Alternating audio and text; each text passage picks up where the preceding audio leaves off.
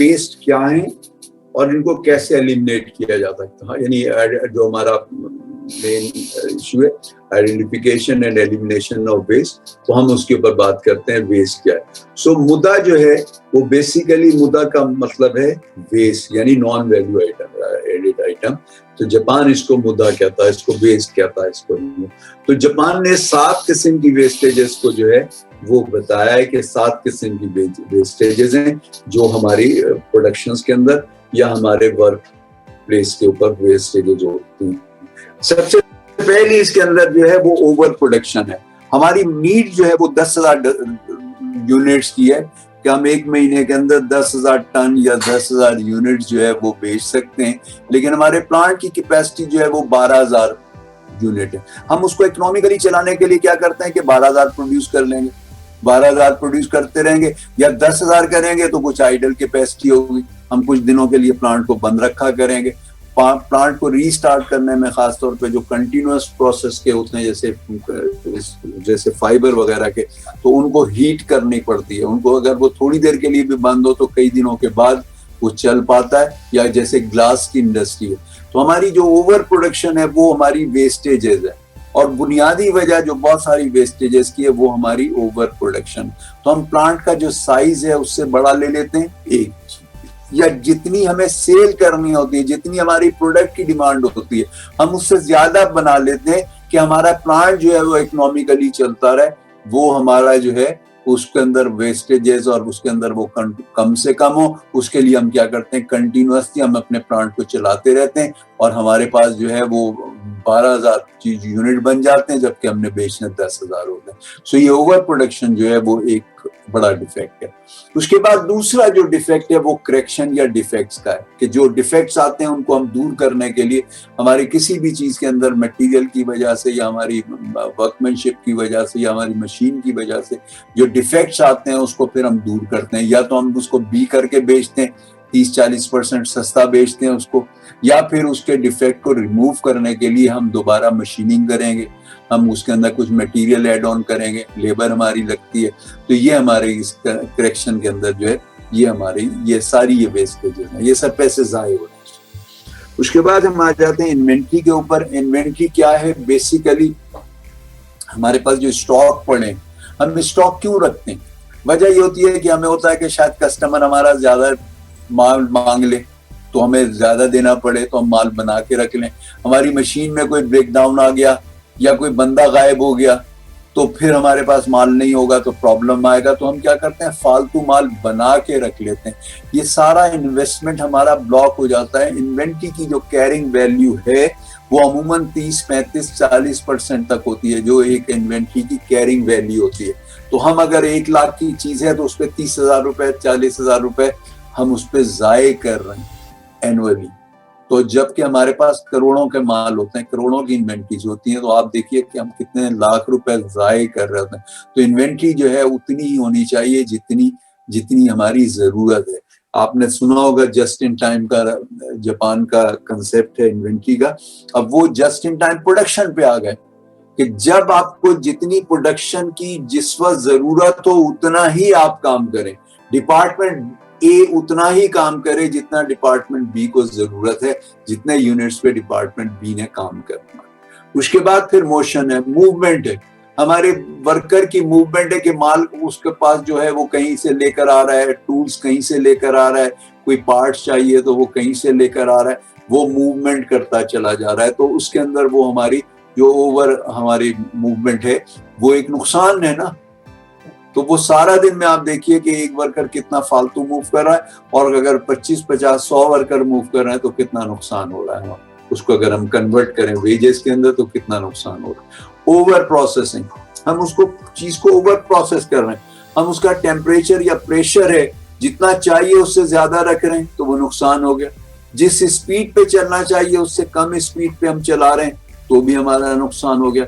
सो ये हमारी जो हमारी ओवर प्रोसेसिंग है, हम उससे ज्यादा प्रोसेस कर रहे हैं जितनी उसकी नीड है, या जो केमिकल्स चाहिए उससे ज्यादा कंसंट्रेशन का, उससे ज्यादा बोमे का हम डाल रहे हैं। सो हम ओवर प्रोसेस कर रहे हैं। देन कन्वेंस का मतलब फैक्ट्री के एनवायरनमेंट के अंदर क्या है, जो ट्रांसपोर्टेशन है, हम मटेरियल को जहां चाहिए वहां नहीं रखते, हम मुख्तलिफ जगहों पे चीज माल को रख के उसको मूव करते रहते हैं। सबसे पहले क्या होता है, गेट के ऊपर गाड़ी आई, माल लेकर आई, उस वक्त गेट वाले बिजी हैं, स्टोर वाले बिजी हैं, तो वो क्या होता है, गेट के बाहर ही माल उतरवा दिया जाता है। उसके बाद शाम को जाते हुए उसमें ये होता है कि ओवर टाइम लगा के वर्कर को लगाया और गेट के अंदर रख लिया माल, ताकि थोड़ी सेफ्टी रहे। उसके बाद फिर सुबह आए और उसके बाद फिर उसको स्टोर के पास किसी खुली जगह पे रख दिया कि स्टोर में जगह बना के फिर कर। जब आपको पता था कि माल आ रहा है तो आपको उसके लिए जगह बना के रखनी चाहिए थी, आपने जगह बना के नहीं रखी, तो वो 4-5 जगह मटेरियल मूव हो गया ना, तो वो 4-5 जगह ट्रांसपोर्टेशन उसकी जो है वो बढ़ गई ना, उसकी कॉस्ट है। फिर चीजें जब हम ट्रांसपोर्ट करते हैं तो हमारे कार्टन भी डैमेज होते हैं, हमारे टिन्स भी डैमेज होते हैं, गिरते हैं, उठते हैं, टकराते हैं, तो ये चीजें डैमेज होती हैं, तो ये अलग नुकसान होता है। वेटिंग, अब किसी वजह से भी हम इंतजार कर रहे हैं, हम उसका मशीन की वजह से इंतजार कर रहे हैं, पिछली मशीन से काम रुका हुआ है, अब अगली मशीन भी उसके इंतजार में बंद पड़ी है। बंदा जो है वो किसी बंदे का इंतजार कर रहा है, किसी मटेरियल का इंतजार कर रहा है, तो बंदा भी जो है वो बेकार बैठा हुआ, आइडल बैठा हुआ, और वो इंतजार कर रहा है, वेट कर रहा है दूसरे प्रोसेस का। तो ये वाली वेस्ट जो है, ये भी वेटिंग की एक वेस्टेज है। अब ये वेस्टेजेस जो हैं, ये 7 वेस्टेजेस हैं जो जापान ने बताई। टोयोटा थोड़ा एडवांस है, उसने 3 वेस्टेजेस और ऐड किए कि ये 3 वेस्टेजेस भी और कॉम्प्लेक्सिटी। हम अपना माल बना रहे हैं, बनाने के बाद हमने गिनने के बाद फिर हमने उसको देखा कि माल कम बना है, फिर दोबारा हम माल बनाने लग गए, उसके बाद फिर हमने वो देखा, फिर उसके अंदर से सॉर्टिंग कर रहे हैं, सही माल को अलग कर रहे हैं, खराब माल अलग कर रहे हैं। तो हम ये जो हमारे सिस्टम की कॉम्प्लेक्सिटी है, ये हमारी नुकसानदेह, हम उसको नुकसान दे दें। वेरिएशन एक स्टैंडर्ड है, उस स्टैंडर्ड से हमने फर्क किया, प्रोडक्ट के अंदर किया, प्रोसेस के अंदर उसके अंदर किया, मशीन की सेटिंग के अंदर उससे फर्क किया, स्टैंडर्ड हमारी जो ऑपरेटिंग प्रोसीजर है उससे हटके काम किया तो गलत हो जाएगा। यह स्टैंडर्ड फॉर्मेट है हमारा, किसी चीज का भी स्टैंडर्ड फॉर्मेट है, एक रिपोर्ट का एक स्टैंडर्ड फॉर्मेट है, उसको हमने चेंज किया तो भी गलत होगा। Then lack of employees involvement, हम वर्कर को या एम्प्लॉइज को समझते हैं कि इनका काम सिर्फ काम करना है, प्रोडक्शन देना है और कोई काम नहीं, जबकि ऐसा नहीं है। जी, मैन बिहाइंड द गन बहुत अहम रखता है। जो कंपनियां सक्सेसफुल रही हैं लोकली या इंटरनेशनली भी, वो अपने वर्कर्स की वजह से, अपने एम्प्लॉइज की वजह से रही हैं। बहुत सारी आप देखें कि कंपनियां ज्यादा तरक्की कर रही होती हैं because of their employees involvement, उनकी इन्वॉल्वमेंट होती है। तो हम ये चीजें जो हैं इनकी वजह से गलतियां करते हैं और हम नुकसान उठाते हैं। तो ये वेस्टेजेस हमारी डिफरेंट टाइप की हैं, जो टोटल 10 हैं। अब हम एक एक वेस्ट के ऊपर बात करते हैं। सबसे पहले हम बात करते हैं ओवर प्रोडक्शन की, supplying the process with more than is needed to meet all the requirement. हमारे प्रोसेस बी को जितनी चीज चाहिए उससे ज्यादा हम बना रहे हैं, या हमारा जो कस्टमर है उसको जितना चाहिए उससे ज्यादा बना रहे हैं, तो हम उसके अंदर ज्यादा जो है ये वेस्टेज होगा। सूनर एंड फास्टर, हम जल्दी बना के दे रहे हैं या तेज बना के दे रहे हैं। हमें चाहिए दिन के अंदर 100 यूनिट्स, डिपार्टमेंट बी को हम 120 बना के दे रहे हैं, तो हम उससे ज्यादा बना के दे, उससे स्पीड पे बना के दे रहे हैं। या हम 8 घंटे में उसे 100 यूनिट चाहिए, हम 6 घंटे में बना के दे रहे हैं। तो हम वक्त पे जो चीज जब जितनी चाहिए होती है उतनी बनाते हैं। जस्ट इन टाइम का, जैसे मैंने आपको पहले बताया था कि जो इन्वेंट्री का एक कंसेप्ट था जापान का, अब वो प्रोडक्शन के ऊपर ले आया कि जब आपको जितनी चीज चाहिए उतनी बने। So this causes almost all other types of vestiges. ये बुनियाद है, ये सारी वेस्टेजेस की माँ है। सबसे ज्यादा जो प्रॉब्लम आते हैं ये ओवर प्रोडक्शन की वजह से आते हैं, सबसे ज्यादा wastages. So this is the worst waste of all, सबसे ज्यादा खराब है। क्यों? It because it helps cause all others. इसकी वजह से दूसरी वेस्टेजेस भी बढ़ जाती हैं, डिफेक्ट्स भी आते हैं, इन्वेंट्री भी जमा हो जाती है, इसके अंदर बार बार माल को मूव इधर से उधर करना पड़ता है। सो इसके अंदर बहुत सारी चीजें जो हैं इसकी वजह से आ जाती हैं। अब इसकी हम देखें वजूहात क्या है, कॉमन काजेस क्या है। सबसे पहली कॉज क्या है? Producing more than is required to make up for yield loss. हम अपनी एफिशिएंसी को बरकरार रखने के लिए, हम अपनी प्रोडक्टिविटी को बरकरार रखने के लिए क्या करते हैं कि उसके अंदर वेस्ट ना हो। हमारी प्लांट की कैपेसिटी 1000 यूनिट रोज बनाने की है, तो हम 1000 रोज यूनिट बना रहे होते हैं कि हमारे उसके अंदर वेस्टेजेस ना हो, हमारे पास डिसएफिशिएंसी इनएफिशिएंसी ना हो। हम ये कर रहे हैं, जबकि हमें जो है 1000 के बजाय 800 ही चाहिए। तो हम इसकी वजह से हम उसके अंदर वेस्ट बढ़ा रहे हैं। दूसरी चीज ये क्या है, scheduling production to forecasted demand. हम अपनी फोरकास्टेड डिमांड पे चलते हैं। दो तरीके होते हैं किसी भी प्रोडक्शन के, किसी भी आइटम के दो तरीके होते हैं। एक पुश तरीका होता है जो हमारा कन्वेंशनल तरीका है कि चीज बना के और उसके बाद बेचने की कोशिश करते हैं, और एक पुल सिस्टम होता है कि मार्केट से डिमांड आई तो ये डिमांड ड्रिवन होता है। 10,000 यूनिट्स की डिमांड आई तो हम 10,000 बना रहे होते हैं। जो गाड़ियां बन रही होती हैं वो उस हिसाब से बन रही होती है कि जो उनके पास डिमांड होती है, जो कस्टमर चाहिए होता है। और गाड़ियों के लिए जो पार्ट्स बन रहे होते हैं वो भी उसी तरह से बन रहे होते हैं कि ये हमें चीज चाहिए, इतनी चीज चाहिए और इतने वक्त में चाहिए। तो वो सारी प्रोडक्शन को बाकायदा स्केड्यूलिंग होती है और वो उसके ऊपर, तो हमारे फोरकास्ट के ऊपर हम काम कर रहे होते हैं। फोरकास्टिंग के अंदर अगर गलती हो गई, कुछ हम प्रोविजन भी रख लेते हैं कि भाई ठीक है ये हमारी 10,000 यूनिट्स की तो हमारी अंदाजन डिमांड होगी, नहीं हम ऐसा करते हैं 12,000 का बना लेते हैं। अब पता लगा 10,000 भी नहीं बिके, हमारे 8,000 या 9,000 बिके, तो हमारे पास 3,000 की ये ओवर प्रोडक्शन जो थी ये हमारी पाइल अप हो गई। उसके बाद लॉन्ग चेंज ओवर्स। हमारे को मशीन के सेटअप पे एक डिजाइन, एक मॉडल, एक चीज बनाने के बाद जब दूसरे डिजाइन या मॉडल पे आते हैं तो मशीन को बंद करते हैं। मशीन को बंद करने के बाद उसको अंदर क्या करते हैं, उसके अंदर हम उसकी डाई या उसकी सेटिंग को चेंज करते हैं। तो इसमें बाज दफा जो है कई घंटे लग रहे होते हैं इस चेंज के अंदर, तो उसको हम अवॉइड करते हैं चेंज ओवर को। तो उसकी वजह से क्या होता है कि हम बड़ा स्टॉक बना लेते हैं कि यार अभी मशीन को चेंज करेंगे तो इतने घंटे मशीन बंद रहेगी, तो चलो थोड़ा सा और बना के रख लेते हैं, ये डिजाइन ये स्टाइल थोड़ा सा और बना के रख लेते हैं, तो वो एक्सेस इन्वेंट्री हो जाती है। तो ओवर प्रोडक्शन के हमारे ये लॉसेस हैं और उसके कॉमन काजेज ये हैं, ठीक है ना। अब हम आ जाते हैं डिफेक्ट्स या क्वालिटी के जो प्रॉब्लम्स हैं उसके ऊपर आ जाते हैं। इसके अंदर क्या है, डिफेक्टिव या स्क्रैप मटेरियल, जो मटेरियल खराब हो गया है, जो मटेरियल डिफेक्टिव है वो हमारी लॉस है।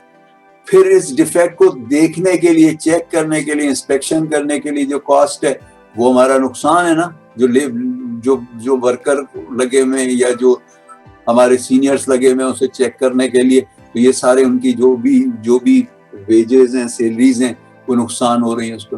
Responding to customers complaint, customer की कंप्लेन आएगी, डिफेक्टिव गुड्स जाएंगी तो कंप्लेन आएगी ना। अब उसके बाद कस्टमर के पास विजिट कर रहे हैं और उसके अंदर जो है वो वहाँ जा रहे हैं, जनरली सीनियर लोग जा रहे होते हैं या दूसरे भी जो टेक्नीशियन है अपना काम छोड़कर, अपना सारी सुपरविजन, अपना कंट्रोल छोड़कर और कस्टमर के पास जा रहे होते हैं। दूसरे शहर में बाज दफा माल बेचा होता है, बाज दफा जो एक्सपोर्ट का है वो दूसरे मुल्क में भेजा होता है, वो उसके अंदर तो बहुत बुरी हालत होती है। अगर उसको कंसाइनमेंट को डिफेक्टिव कंसाइनमेंट को छोड़ दें तो कोई पैसे नहीं मिलेंगे और कस्टमर भी छोड़ जाएगा, तो आप विजिट करते हो, आपका लाखों खर्च होता है। तो ये जो कस्टमर की कंप्लेंट को रिस्पॉन्ड देना है ये भी एक आपका वेस्ट है, अननेसेसरी खर्चा है। इसको रीवर्क और री इंस्पेक्शन ऑफ क्वेश्चनेबल मटेरियल, जिस मटेरियल पे कोई प्रॉब्लम है, क्वेश्चन मार्क लगा हुआ है, उस पे हम रीवर्क कर रहे हैं, उसको रीचेक कर रहे हैं, बार बार उसे चेक कर रहे हैं, उसको ठीक करने की कोशिश कर रहे हैं और उस पर दोबारा काम कर रहे हैं, रीवर्क कर रहे हैं, उसकी स्पेसिफिकेशन और उसके अंदर कुछ और मटेरियल लगा रहे हैं, रिसोर्सेज लगा रहे हैं, बिजली गैस पानी खर्च कर रहे हैं और उसके बाद जो है उसके ऊपर कुछ मटेरियल भी लगा रहे हैं और वेजेस तो लगनी, ओवरहेड्स तो लगने। तो उसकी इतनी कॉस्ट है जिसको हम नजरअंदाज कर रहे होते हैं।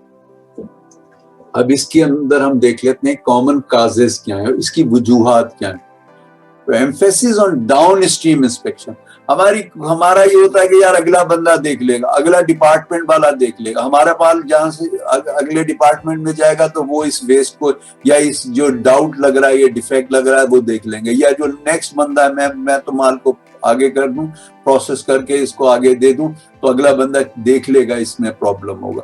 तो हम इसके अंदर जो है डिफेक्टिव मटेरियल पास कर देते हैं और इसी तरह से बाज दफा वो पास ऑन होता होता आखिर तक चला जाता है और बाज दफा कस्टमर को भी चला जाता है, सिर्फ इस रुझान से, इस ख्याल से कि आगे ये पकड़ा जाएगा, डिफेक्ट पकड़ लिया जाएगा।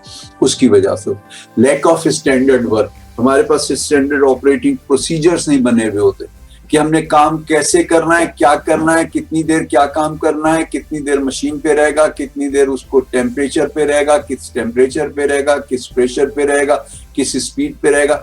हमारे पास स्टैंडर्ड वर्क नहीं होता कि हमने काम कैसे करना है। उसकी वजह से जो है वो हमारी चीज जो है उसमें डिफेक्ट आ जाता है, उसके क्वालिटी के इश्यूज आ जाते हैं। उसके बाद फिर मटेरियल हैंडलिंग, मटेरियल जो एक जगह से दूसरी जगह, दूसरी जगह से तीसरी जगह हमने बना के यहाँ रखा, एक जगह मशीन के आगे हमने चीज बनाते गए, रखते चले गए।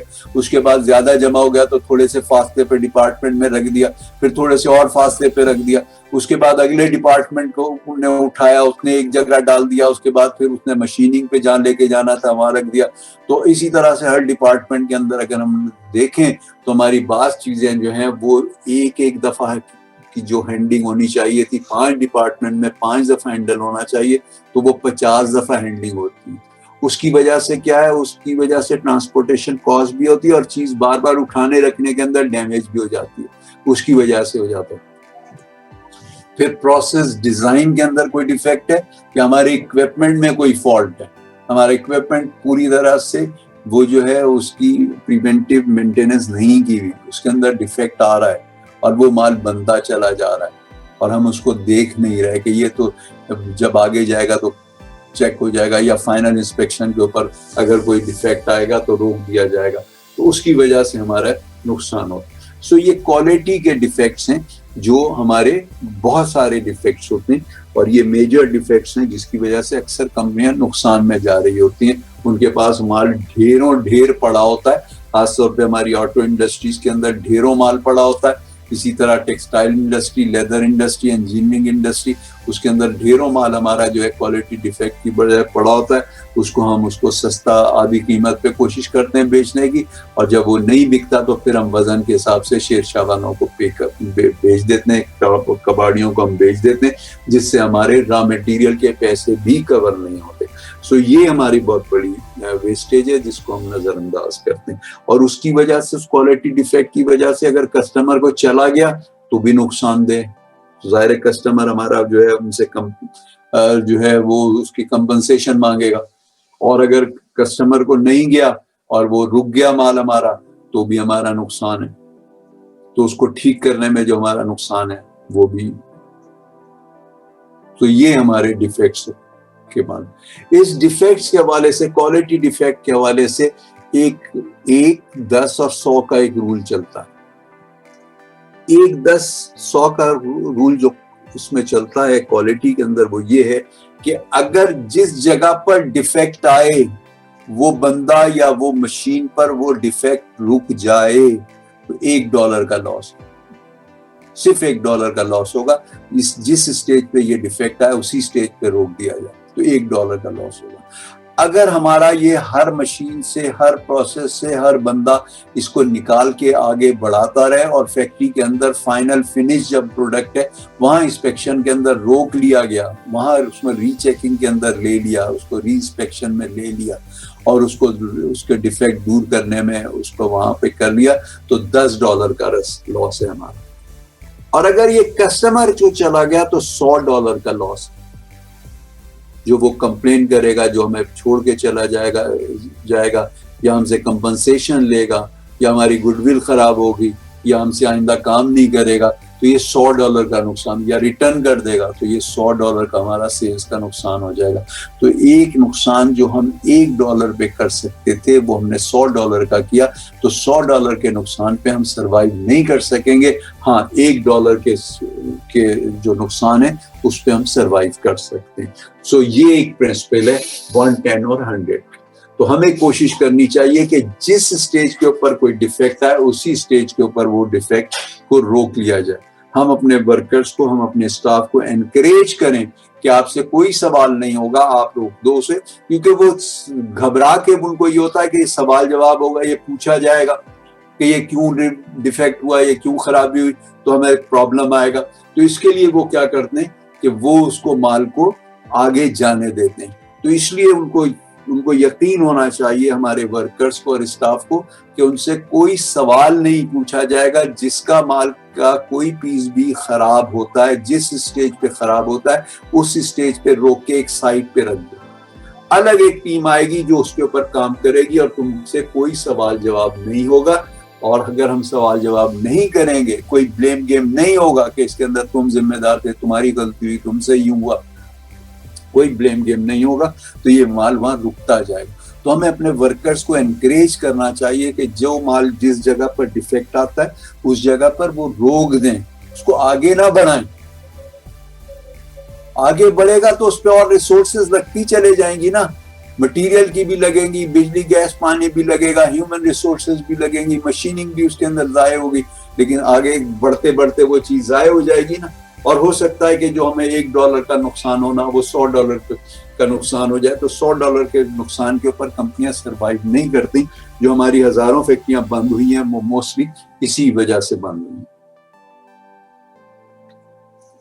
अब उसके बाद हम आ जाते हैं इन्वेंट्री के ऊपर, जो हमारे पास स्टॉक पड़ा होता है। तो इसके अंदर क्या required equipment and space to count. हमें अगर उसको काउंट करना है, जो माल पड़ा है, हम बार बार उसे चेक कर रहे होते हैं ना कि यार माल देख लो, जो पड़ा हुआ है उसको देख लो, उसमें वो चीज हम दोबारा ना बना लें, वो देख लो। या ये ऑर्डर आया है, पहले वो माल जो पड़ा हुआ है उसको चेक कर लो। तो हम क्या करते हैं, उसके अंदर लोग भी लगा रहे होते हैं, हम इक्विपमेंट लगा रहे होते हैं, जो हैंडलिंग इक्विपमेंट है वो हम लगा रहे होते हैं। और फिर स्पेस भी हमें चाहिए होती है उसके लिए, काउंट करने के लिए, बार बार चेक करने के लिए इसके अंदर होती है। फिर ट्रांसपोर्ट कर रहे होते हैं, फिर हमें स्टोर बड़ा चाहिए होता है।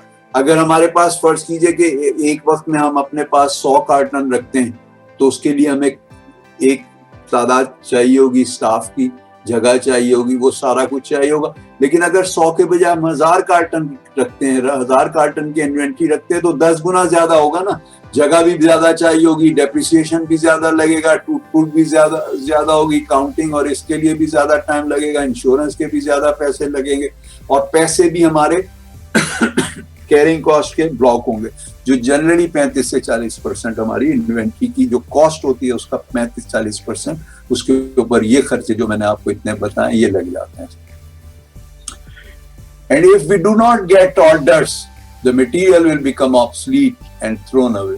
अगर हमें ये ऑर्डर नहीं मिला, क्योंकि हर स्पेसिफिकेशन का काम अलग होता है ना, हमें एक उसके अंदर मेटल कुछ और चाहिए, एक के अंदर हमें कॉपर चाहिए, एक में हमें सिल्वर चाहिए, एक के अंदर हमें माइल्ड स्टील चाहिए, एक के अंदर हाई कार्बन चाहिए, एक में स्टेनलेस स्टील चाहिए, या मुख्तलिफ जीएसएम का कपड़ा चाहिए, मुख्तलिफ जीएसएम की हमारे को इनपुट देनी है, मुख्तलिफ डायमेंशन का हमें वो देना है।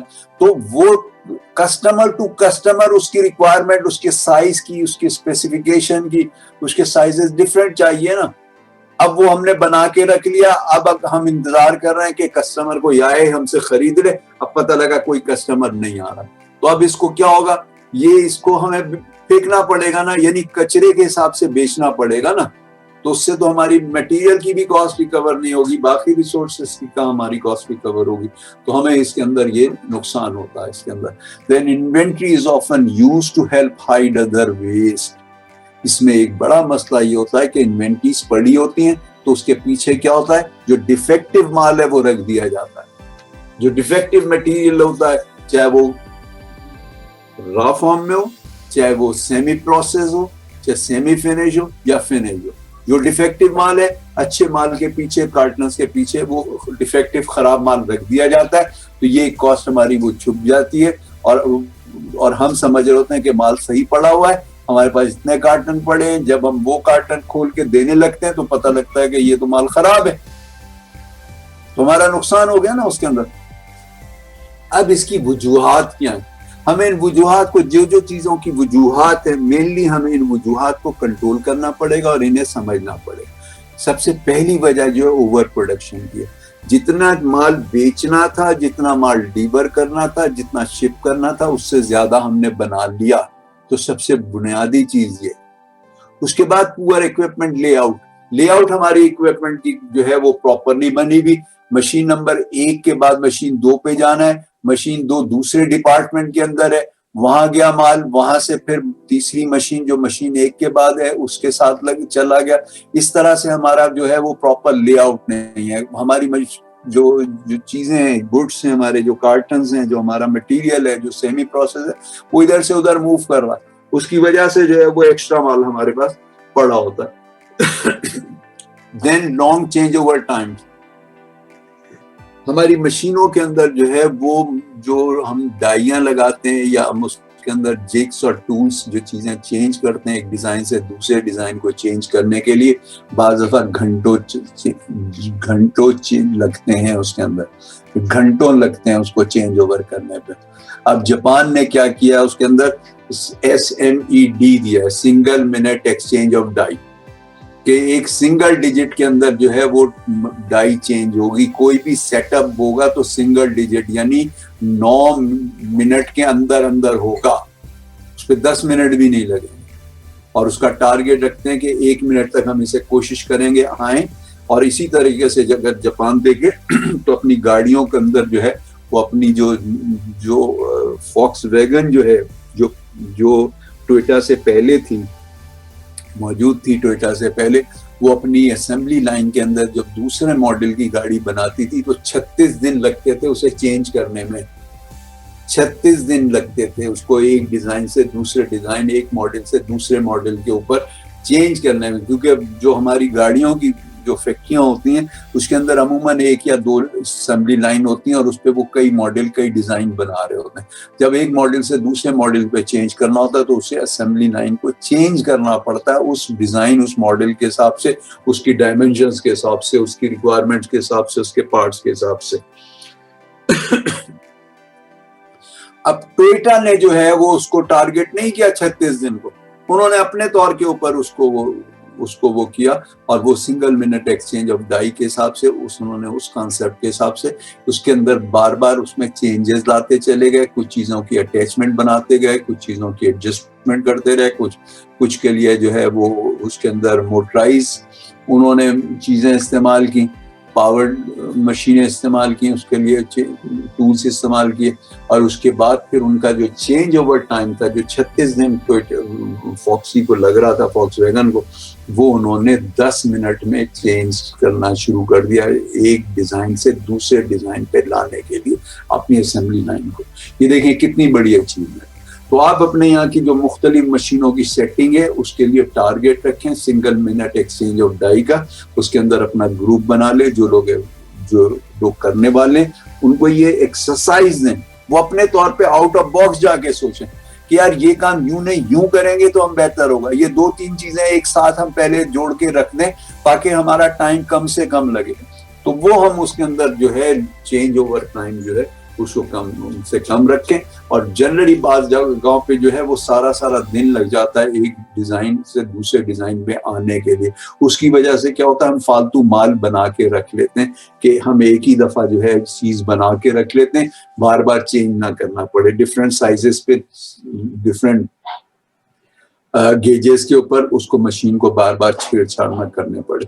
उसकी वजह से क्या होता है, हमारे पास चीजों का ढेर लग जाता है। सो ये जो लॉन्ग चेंज ओवर टाइम है, ये भी इन्वेंट्री के पाइलेशन में जमा होने में एक बड़ा रीजन है। उसके बाद डिफेक्टिव और क्वेश्चनेबल पार्ट्स, कुछ पार्ट्स डिफेक्टिव होते हैं, कुछ पार्ट्स के ऊपर होता है कि ये इसको फुर्सत से चेक करेंगे, फुर्सत से देखेंगे, इसको ठीक करेंगे, तो वो वाले पार्ट जो हैं वो हमारे पास जमा हो जाते हैं, एक तरफ हमारे पास जमा हो जाते हैं। और बास फैक्ट्रियों के अंदर इसका ढेर लगा हुआ होता है कि ठीक है, क्योंकि रूटीन के अंदर आपको टाइम नहीं मिल रहा होता है, फैक्ट्री के अंदर सब बंदे बिजी होते हैं, उनको टाइम नहीं मिल रहा होता है, तो उसकी वजह से क्या होता है कि माल का ढेर लगा होता है।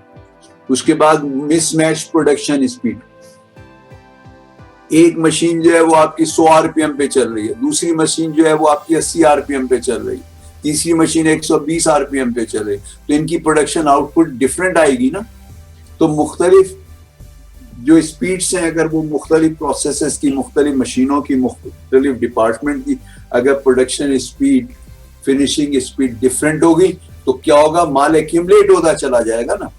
तो जो कम से कम आउटपुट देने वाला है उसी के हिसाब से अगर मैच करें दूसरी मशीनों को, दूसरे वर्कर्स को, दूसरे डिपार्टमेंट्स को, तो हमारा कम से कम जो टारगेट होगा उसी को करेंगे। पहली स्टेज पे तो हमें ये करना है, और दूसरी स्टेज पे ये करना है कि उसके अंदर उसको स्पीड बढ़ाने की या मशीन बढ़ाने की या वर्कर्स बढ़ाने की कोशिश करनी चाहिए या टाइमिंग्स बढ़ाने की कोशिश करनी चाहिए, ताकि हमारी जो टोटल प्रोडक्शन है, टोटल डिपार्टमेंट जो है, वो टोटल मशीनें बैलेंस्ड हो, बैलेंस्ड हमारी आउटपुट हो। इन्वेंट्री के अंदर जो है बहुत सारी चीजें छुप जाती हैं। अगर हम रॉ मटेरियल से फिनिश गुड्स की तरफ जाएं तो एक बड़ा समंदर बन जाता है हमारा स्टॉक का। इसके रीजंस क्या होते हैं? इसके रीजंस जो हैं अगर हम देखें तो मुख्तलिफ रीजंस होते हैं। लॉन्ग सेटअप टाइम, जैसे आपको बताया मैंने कि इन्वेंट्री की एक वजह ये होती है कि उसको मशीन को, एक मशीन को सेट करने में, दूसरे टाइप की प्रोडक्ट बनाने में टाइम लग रहा होता है, दूसरे साइज की, दूसरे गेज की प्रोडक्ट बनाने में टाइम लग रहा होता है। तो लॉन्ग सेटअप की वजह से हम अवॉइड करते हैं और उसके बाद फिर हम जमा कर लेते हैं। क्वालिटी प्रॉब्लम हो गया, हमें पता नहीं होता कि इसके अंदर कितने क्वालिटी के डिफेक्ट होंगे, तो हम उसको फालतू बना लेते हैं, फालतू बना लेते हैं। लाइन इम्बैलेंस, जैसे मैंने आपको कहा कि एक मशीन जो है 80 आरपीएम पे चल रही है, 100 आरपीएम पे चल रही है, 120 आरपीएम पे चल रही है, तो ये लाइन इम्बैलेंस है ना। एक मशीन कम प्रोडक्शन दे रही है, एक ज्यादा प्रोडक्शन दे रही है, एक डिपार्टमेंट कम प्रोडक्शन दे रहा है, एक डिपार्टमेंट ज्यादा प्रोडक्शन दे रहा है। फर्ज कीजिए आपके 10 डिपार्टमेंट हैं और 10 में से जो है 9 डिपार्टमेंट रोजाना 10,000 यूनिट बना सकते हैं, लेकिन एक डिपार्टमेंट 8,000 यूनिट बना सकता है। तो अब आप अगर उसको फुल कैपेसिटी पे चलाते रहेंगे, 10,000 बनाते रहेंगे, तो आपका जो 2,000 जमा होता चला जाएगा। तो ये इसके ऊपर हो जाए। सप्लायर इश्यूज हैं, सप्लायर से आपको क्वालिटी या क्वांटिटी ठीक नहीं मिल रही होती, आपको रीचेक करना पड़ता है, वापस भेजना पड़ता है उसके अंदर, और वक्त पे नहीं माल मिलता, तो सप्लायर इश्यूज हैं, उसकी वजह से भी हम माल फालतू बना के रखते हैं। फिर एम्प्लॉय अवेलेबिलिटी, लोग छुट्टियां कर लेते हैं और या हमारे पास वर्कर्स नहीं होते, हमारे पास वर्कर्स की शॉर्टेज है, तो उसकी वजह से भी हम थोड़ा सा फालतू माल बना के रख लेते हैं ताकि प्रॉब्लम ना है माल अगले डिपार्टमेंट को देने में या कस्टमर को देने में। लॉन्ग ट्रांसपोर्टेशन, हम चीजों को एक जगह से दूसरी जगह मूव करते हैं, वहां से तीसरी जगह मूव करते हैं, चौथी जगह मूव करते हैं, फिर 5वीं जगह जाके जो है वो अपने ठिकाने पे आती है। तो ये लॉन्ग ट्रांसपोर्टेशन की वजह से भी फालतू रखा हुआ है। हाउस कीपिंग, हम 5S पे अमल नहीं करते, हम अपनी चीजों को साफ सुथरा नहीं रखते, हम अपने डिपार्टमेंट को साफ सुथरा नहीं रखते, हम चीजों की तरतीब नहीं रखते, तो हम 5S पे अमल नहीं करते, हाउस कीपिंग पे हम अमल नहीं करते, उसकी वजह से भी हमारी चीजें जो है वो जमा हो जाती हैं। कम्युनिकेशन प्रॉब्लम्स, हमने कम्युनिकेट करना था कि 1000 यूनिट बनाए, लेकिन हमने कम्युनिकेट उसको उस वक्त किया जब वो 1100 बना चुका था, तो वो कम्युनिकेशन का प्रॉब्लम आए तो वो हो गया। मशीन डाउन टाइम, मशीन के अंदर बार बार ब्रेक डाउन आ रहा है, तो उसकी वजह से हम फालतू माल जमा करके रख रहे हैं ताकि अगले डिपार्टमेंट को या जो कस्टमर को जरूरत हो तो चीज हमारे पास तैयार हो। पुअर स्केड्यूलिंग, हमें जिस वक्त जो चीज जहां चाहिए उसके बजाय थोड़ा सा मार्जिन रख के चीजों को आगे बढ़ा रहे हैं और हमें प्रॉपर स्केड्यूलिंग नहीं कर पा रहे हैं, हम उसके अंदर डिमांड को प्रॉपर फोरकास्ट नहीं कर पा रहे हैं, हम डिपार्टमेंट को की कोऑर्डिनेशन प्रॉपर नहीं कर रहे, तो स्केड्यूलिंग के अंदर प्रॉब्लम आ। तो ये वो प्रॉब्लम है जिसकी वजह से हमारा माल जमा होता रहता है, इन्वेंट्री जमा होती रहती है। हम इन चीजों को कवर करने के लिए, इन चीजों को की वजह से हम अपने पास एक्सेस माल को रख रहे होते हैं। तो अब हमें करना क्या है कि हमें इन चीज को, माल को कम करना है। अब हमें माल को कम करना है, ठीक है ना, लेकिन कम करने से पहले अगर हम इन चीजों को एड्रेस नहीं करेंगे, ये मसलों को हल नहीं करेंगे, तो क्या होगा कि हमें बार बार जो है वो माल की जरूरत पड़ेगी और हम अगले डिपार्टमेंट को या कस्टमर को हम वक्त के ऊपर माल नहीं दे पाएंगे। तो हमें इन सारी चीजों को जब तक हम एड्रेस नहीं करें, हम एड्रेस करते रहे, कुछ चीजें एड्रेस हो गई, थोड़ी सी इन्वेंट्री कम कर दी, और चीजें एड्रेस हो गई, थोड़ी सी इन्वेंट्री कम कर दी। तो जैसे जैसे चीजें एड्रेस होती चले जाएंगी तो हम अपनी इन्वेंट्री को कम करते चले जाएंगे, और इसमें जो अननेसेसरी हमारे पास इन्वेस्टमेंट ब्लॉक हो गई इन्वेंट्री की वजह से, वो हमारी कंट्रोल में आ जाएगी। सो ये इसके अंदर जो है ये बहुत सारी अपॉर्चुनिटीज इसके अंदर आ जाती हैं। इन्वेंट्री को रिड्यूस करने से हमें बेनिफिट्स मिल जाते हैं और उसको हमें एडजस्ट करना चाहिए। लेकिन उससे पहले ये सारे मसले मसाइल को कंट्रोल करना चाहिए। जैसे जैसे मसले कंट्रोल होते जाएं वैसे वैसे आप इन्वेंट्री कम करते जाएं, अदरवाइज आपको जो है वो प्रॉब्लम आ जाएगा। कस्टमर्स को आप वक्त के ऊपर या अगले डिपार्टमेंट्स को आप वक्त पे माल नहीं दे सकें।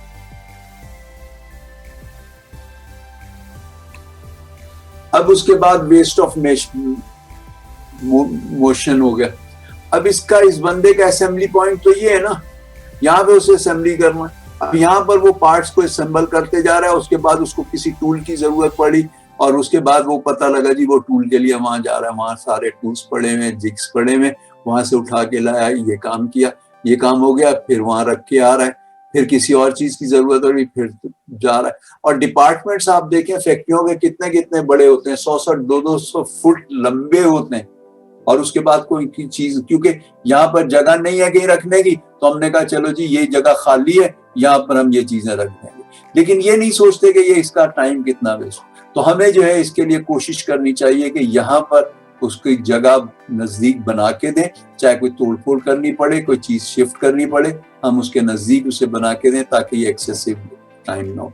फैक्ट्री के अंदर कई सौ वर्कर्स होते हैं, अगर वो सारे एक्सेसिव टाइम चलते हैं तो आप देखिए कि वेजेस जो हमारी लाखों रुपए के अंदर होती है, करोड़ों के अंदर बल्कि अब तो होती है महीने की, तो वो उस पर कितना इम्पैक्ट पड़ता है, कितना नुकसान कर रहे होते हैं।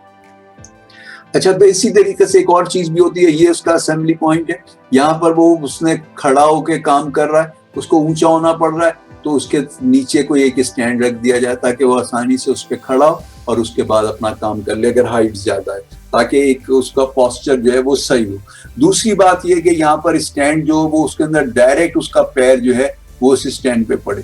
ये नहीं हो कि स्टैंड इस तरह से दो ब्रैकेट के अंदर है और उसके बाद उसने पहले पैर यहाँ रखा, फिर यहाँ रखा, उसके बाद एडजस्ट कर रहा है, उसके बाद कर रहा है, फिर आंखों को अपनी एडजस्ट कर रहा है, कभी एक जगह पे कभी दूसरी जगह पे उसको कर रहा है। तो जो हाइट के ऊपर जिसको काम करना पड़ता है, यानी जो आर्टिकल है वो हाइट पर है और बंदा नीचे है, तो उसको जो है वो उसको दाएं बाएं हाथ जो है एक ही दफा में वहां पहुंचना चाहिए जहां पर उसके स्विचेस हैं या जहां पर उसकी नॉब्स हैं। दूसरी बात ये कि उसका पैर जो है वो दायां बायां जो है आगे पीछे करने की जरूरत नहीं, पहले ही गो में उसका पैर जो है वो सेट हो जाए उसका पैर। और इसी तरीके से उसका जो है ये आर्म भी सेट हो जाए, लेग्स भी सेट हो जाए, उसकी आंखें भी सेट हो जाए। तो उसको फालतू की जो मूवमेंट करनी पड़ती है अपने आप को एडजस्ट करने के अंदर, तो वो टाइम लगता है। बाज दफा उसको एडजस्ट करने में 5 10 15 मिनट लग जाते हैं उसको, बंदे को वहां पर उस जगह पे जहां पे वो काम कर रहा है, यहाँ ये काम है, ये हाइट ज्यादा है, यहाँ पर वो खड़ा है, तो उसको वो एडजस्ट करने में अपने हाथ पैर टांग और बाजुओं को और आंखों को सेट करने में, उसको इधर उधर मूव करने में 10-15 मिनट लग गए। अब फिर जब वो उतरेगा फिर उसके बाद दोबारा इधर चढ़ेगा, फिर 10-15 मिनट जाया करेगा। ऐसे कितने लोग जाया कर रहे हैं। सो ये वो मूवमेंट्स हैं which do not add value to the product और सर्विस, जिससे प्रोडक्ट को और सर्विस को कोई फायदा नहीं हो रहा। हमारा कस्टमर ये पे नहीं कर रहा, हम इसको खुद ही नुकसान कर रहे हैं, हम जेब से भर रहे हैं। अब ऑपरेशन की जो मोशंस हैं इसके अंदर क्या है, वॉकिंग विदाउट वर्किंग, काम नहीं कर रहा लेकिन चले जा रहा है सामान के लिए, किसी चीज के लिए दूसरी जगह पर, अपने ही डिपार्टमेंट में, या बाज़ दफा टूल्स के लिए दूसरे डिपार्टमेंट जाना पड़ता है, किसी चीज के लिए दूसरे डिपार्टमेंट जाना पड़ता है, किसी पार्ट के लिए दूसरे डिपार्टमेंट जाना पड़ता है। तो ये सारे जो वॉकिंग विदाउट वर्किंग है, एक तो ये हो गया। सर्चिंग फॉर टूल्स, टूल ढूंढ रहा है, मटेरियल ढूंढ रहा है, या कोई इंफॉर्मेशन उसको नहीं मिली, अब वो जा रहा है अपने बॉस के पास, जा रहा है अपने इंचार्ज के पास, जा रहा है, उसको ढूंढ रहा है पहले कि वो किस जगह पर फ्लोर के अंदर है, वहां जाके उसे कह रहा है कि बॉस अभी तक ये इन्फॉर्मेशन नहीं मिली, मेरा काम रुका हुआ बंद है इसकी वजह। अब वो अपने रूम में जा रहा है, आगे इन्फॉर्मेशन ला के दे रहा है, उसके अंदर मशीन रुकी हुई है, बंदा काम से रुका हुआ है, तो ये एक नुकसान है उसके। देन रीचिंग, बेंडिंग और unnecessary motion due to poor housekeeping और वर्क प्लेस लेआउट, जो मैंने आपको समझाया कि उसके स्टैंड के ऊपर ये सारी एडजस्टमेंट करने में, उसको हाथ पैर और टांगों की और आंखों की वो एडजस्टमेंट करने में उसको कुछ टाइम लग रहा है, इसकी वजह से उसकी अननेसेसरी टाइम जाया हो रहा है उसको।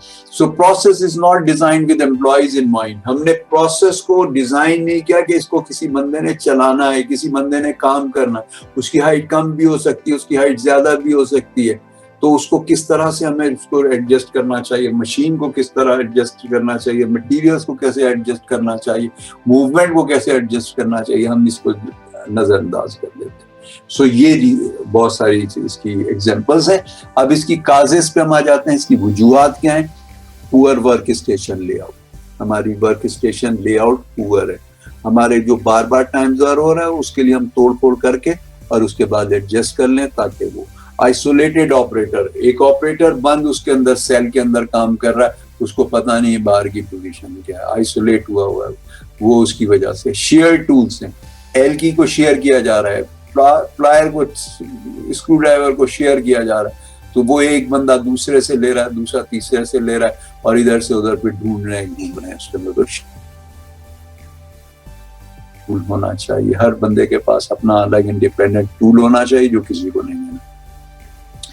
फटीग है, इस तरह से आप काम करते हैं जिससे आपको थकावट महसूस होती है, पोस्चर आपका इतना सही नहीं होता और आपको थकावट होती है, तो आपकी जो एफिशिएंसी जो है वो सुबह के बाद डाउन होनी शुरू हो जाती है और शाम तक बहुत डाउन हो जाती है, आपकी वो आउटपुट नहीं आती।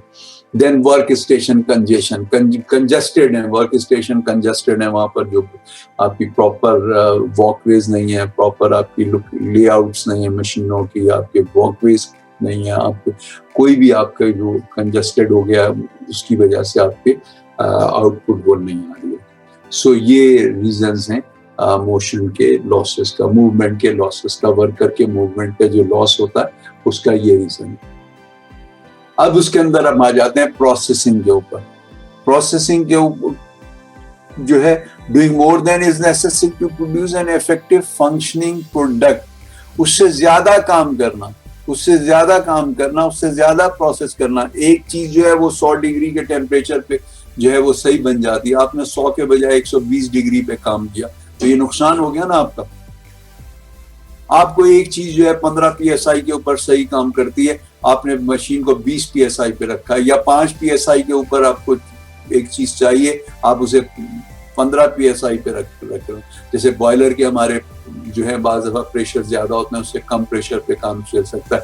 इसी तरह से एयर का जो हमारा प्रेशर है बहुत हाई पे रखा होता है, बाज़ जगह पर एयर जो है वो कम प्रेशर वाली भी चाहिए होती है, लेकिन हम वो ज्यादा प्रेशर वाले 14.5 PSI के ऊपर हम दे रहे होते हैं, जबकि वहां पर जो है वो 2-4 PSI की जरूरत है। उसके बाद फिर एक्स्ट्रा सेटअप स्टेप्स हैं, ज्यादा स्टेप्स हैं, हम आसानी से उसको चेंज कर सकते हैं लेकिन ज्यादा हम कर ओवर स्पेसिफिकेशन ऑफ प्रोसेस कर रहे हैं, एक्स्ट्रा प्रोसेसिंग स्टेप्स दे रहे हैं। तो हमारा खास तौर पे हमें जो अपना प्रेशर का, टेम्परेचर का और स्पीड का ख्याल रखना चाहिए, केमिकल्स का ख्याल रखना चाहिए। अगर हमारे पास फर्ज कीजिए कि 30 बोमे का जो है एक केमिकल, हमें किसी जगह एसिड या केमिकल इस्तेमाल हो सकता है और उसकी जगह हम 20 बोमे का कर रहे हैं, तो हम नुकसान कर रहे हैं ना। एक प्रोसेस की हमारे को उस सीरीज में जरूरत नहीं है, उस प्रोसेस के बगैर भी सही काम हो सकता है, तो वो प्रोसेस की जो कॉस्ट है वो जाये हो रही है, तो वो हम एक्स्ट्रा प्रोसेस कर रहे हैं, तो हमें इसको ख्याल रखना होगा।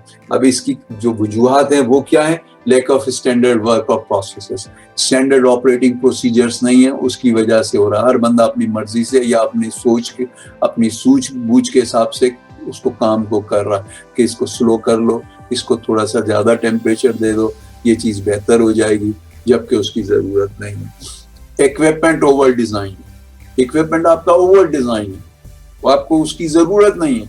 आपका इक्विपमेंट जो है वो 120 उसके ऊपर टेम्परेचर के ऊपर डिजाइन है, जबकि आपको चाहिए 100 डिग्री सेंटीग्रेड चाहिए। सो वो आपका इक्विपमेंट ओवर डिजाइन है। So process not updated with technology changes, technology continuously change होती चले जा रही है। पिछले 10 सालों में टेक्नोलॉजी बहुत चेंज हुई है। अब पहले तो स्लो चेंज होती थी, कई साल लगते थे उसमें किसी चीज के अंदर चेंज आने में, मैनुअल जब मशीनें चलती थी तो बहुत टाइम लगता था, लेकिन अब इलेक्ट्रॉनिक उसके वजह से, ऑटोमेशन की वजह से और कंप्यूटराइजेशन की वजह से, अब बहुत ज्यादा कंप्यूटर की चेंजेस की वजह से प्रोसेसेस में भी चेंज आने लग गए हैं, तो टेक्नोलॉजी बहुत फास्ट चेंज हो रही है। हम अपनी टेक्नोलॉजी को अपडेट नहीं करते, हम अपनी मशीनों में BMR यानी बैलेंसिंग, मॉडर्नाइजेशन एंड रिप्लेसमेंट नहीं करते। जहाँ चीज़ों को पार्ट को चेंज करना है हम वहाँ पार्ट चेंज नहीं कर सकते, जहाँ बेहतर चीज़ लगानी है वहाँ बेहतर नहीं करते, उसको हम VMR नहीं करते अपनी मशीन में। तो वो एक वजह, lack of effective problem solving. हमारे जो वर्कर्स हैं, हमारा जो स्टाफ है, उनको अपने मसाइल को हल करने के लिए उनको टेक्निक्स नहीं पता, या उनको अगर टेक्निक पता है तो वो इतने ऑक्युपाइड हैं कि वो उस तरफ उनका जहन ही नहीं जाता, उनके पास फ्री टाइम ही नहीं, सोचने का टाइम ही नहीं है।